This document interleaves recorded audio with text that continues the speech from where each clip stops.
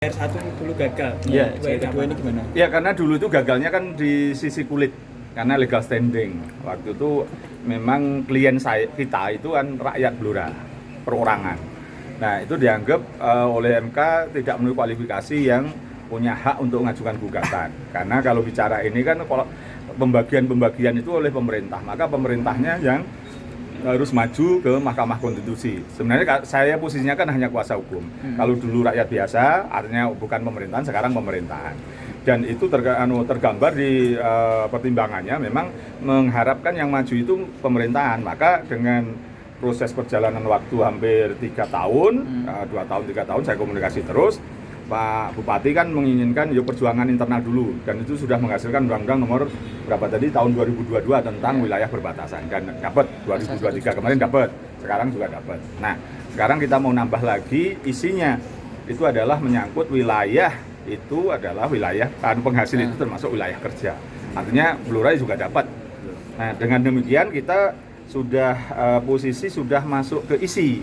Karena apa? Kulitnya Pak Bupati. Nah mestinya ini lebih mudah lah, karena dulu kan ibarat pintu kita ini kan gerbang aja belum boleh gitu kan, belum bisa masuk rumah. Sekarang kalau Pak Bupati sudah bersedia berkenan jadi pemohon, jadi pihak klien yang mengajukan permohonan, maka ini kan sudah masuk rumah. Nah mestinya lebih gampang, karena perdebatannya itu kan masa kita juga kena dampak kan gitu, juga punya wilayah, maka masa nggak dapat bagian kan gitu kalimatnya itu. Mudah-mudahan ini dengan kalimat ini sebenarnya apa yang menjadi penguat kita yakin ini dikabulkan? Ya semata-mata Pak Bupati bersedia jadi pemohon. Gitu aja. Kalau isinya kan sudah sama. Jadi tadi sebagian untuk dukungan panjenengan ke Pak ya, kumpulan tadi loh Pak. Oh iya itu kan kita buat. Terus yang kedua Pak, mungkin ada sangkut pautan dengan politik nanti Pak. Oh enggak lah, kita pada posisi politik jangan dicampur adukan lah. Kalau saya lihat teman-teman dulu. Jadi pada posisi itu yang sepanjang ini Pak Bupati sudah bersedia itu kan saya udah yakin dikabulkan, karena memang dulu hanya kuncinya kan saya mewakili masyarakat, belum dikabulkan sebagai belum legal standing. Nah kalau sudah Pak Bupati bersedia, ini faktor paling kuat. Jadi modal saya memang harus Pak Bupati bersedia jadi pemohon. Ketika sudah mau, maka ya pada posisi inilah yang kemudian kita berjuang wilayah kerja pertambangan. Kedua, bahkan sampai level ini, saya tadi perbatasan itu mau saya maknai lagi. Yang kena dampak. Karena istilah istilah hukum itu, istilah pemerintahan itu kan kena dampak. Misalnya kena dampak tol. Itu harus diperluas. Yang dibebaskan bukan hanya yang untuk jalan, tapi kanan kirinya misalnya berapa. Kan itu kena berdampak. Maka istilahnya perbatasan kena dampak itu kan ya berarti Blora harusnya lebih dapat banyak. Jadi dua itu nanti yang saya uji. Yang pertama adalah penghasil itu dimaknai wilayah kerja, yang kemudian perbatasan adalah yang berdampak. Itu rencana kapan mungkin? Dukungan teman-teman ya. Rencana kapan? Saja dulu. Rencana kapan mau JR?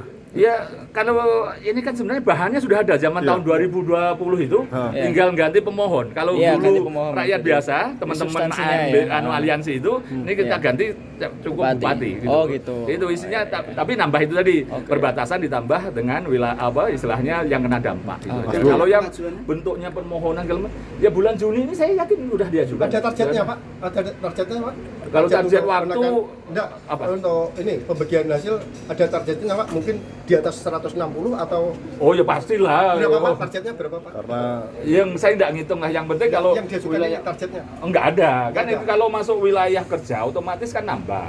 Untuk kalau perbatasan yang berdampak pasti nambah. Dan itu hitung-hitungannya, dan saya yakin 2025 dari tadi beberapa Kementerian Dalam Negeri hadir akan bantu, saya yakin nambah. Kalau itu sampai 200 apa sampai 200 Pak? 200-an mungkin. Bang Bu, kenapa kok Blora ada apa dengan Blora mungkin jenengan? Membantu Blora. Alasannya tahun 2006 kan sudah ke sini demonstrasi dari alun-alun ke kantor pos waktu itu. Karena waktu itu saya mengurusi Kedung Ombo dan Pak Mardianto waktu itu juga bersedia menyelesaikan. Terus beliau mengeluh gitu loh waktu itu gitu. Mas, ini kita enggak dapat, nih Bojonegoro Jawa Timur dapat itu. Pak Mardianto berjuang dengan ahli geologi UGM, saya berjuangnya di jalanan waktu itu untuk dari alun-alun berjalan ke kantor pos, terus kemudian tanda tangan di situ pakai perangko gitu kepada presiden 50-an orang waktu itu Madun, apa lagi, terus Imam, Didi gitu, Eksi gitu kan, itu beberapa saksi hidupnya waktu itu. Nah, Benyamin. saya terus terang aja kemudian dana bagi hasil itu blank, nggak ngerti. Waktu Ngertinya itu tahun 2017-an ketika saya ngurusi kasus korupsi di Sumsel. Ada dana bagi hasil yang dikorupsi juga di sana. Loh, terus saya tanya teman-teman gitu. Terus kemudian perjuangan kemarin sama Pak Seno. Tapi masih gagal, Pak Seno dianggap tidak mempunyai legal standing. Gitu, legal Karena rakyat standingnya harus tadi, ya ya. karena rakyat biasa Ya, gitu. legal standing. Pemerintahnya mau ngapain kan gitu. Iya. Lah sekarang bupati ya sudah. Ya. Pak penekannya JR itu yang pertama itu kan Nyau Minerba. Ya. Yang kedua ini yang HKPD-nya atau HKPD-nya, HKPD-nya yang karena yang nampaknya lebih gampang menguji di situ. Kalau undang-undang Minerba sebenarnya kan wilayah kerja sudah ada, tidak perlu kita lagi lah. Dan itu nanti kan soal hitung-hitungan memaknai itu tadi. Jadi ini kebetulan ada undang-undang itu kan itu perjuangan teman-teman termasuk setahu saya bupati juga dengan yang PKB Patan atau siapa yang ketua pansusnya memasukkan unsur klausul perbatasan itu. Gitu. Jadi itu yang kita uji undang-undang ini malahan keuangan daerah ini malahan. Jadi ngoyone Kedatangan kapan jangan ini pas ngepasi tahapan pilkada. Oh, iya, jejak digital saya dengan Pak Arif itu sudah 3 tahun karena memaksa saya ingin menuntaskan pekerjaan tahun 2020. Oke. Gitu loh. Terus kemudian saya komunikasi, Pak Arif masih memperjuangkan internal karena posisi yang undang-undang keuangan daerah itu dan berhasil. Ya sudah. Terus kemudian saya tagih lagi untuk maju lagi itu. Bahwa ini akan berdampak pada Pak Bupati untuk maju lagi atau tidak, ya itu ya rezeki orang siapa yang menolak atau melarang kan gitu kan. Oke. Bahwa saya sudah 3 tahun kok berkomunikasi dengan Pak Arif itu sampai Mas Arif Saudi yang kakak kelasnya di Jombang, Darul Jombang suruh aku komunikasi gitu kan.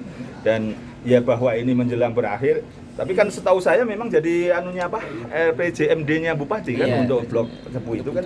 Justru kalau tidak dilakukan dia berdosa dengan rakyatnya. Kan mumpung masih bisa tanda tangan sebagai Bupati. Ya kan gitu kan, kira-kira kan gitu.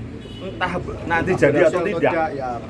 Terpilih atau tidak kan itu kan. Kemudian untuk transparansi DBH sendiri nanti kan sudah dapat nih dari pusat, kemudian transparansinya ke sektor-sektor bidang pendidikan, kesehatan, ya itu infrastruktur kita serahkan DPRD lah. Kan saya pernah jadi DPRD di Solo tahun 97. Apapun ketika masuk kas daerah, yaitu pembicaraannya dengan DPRD.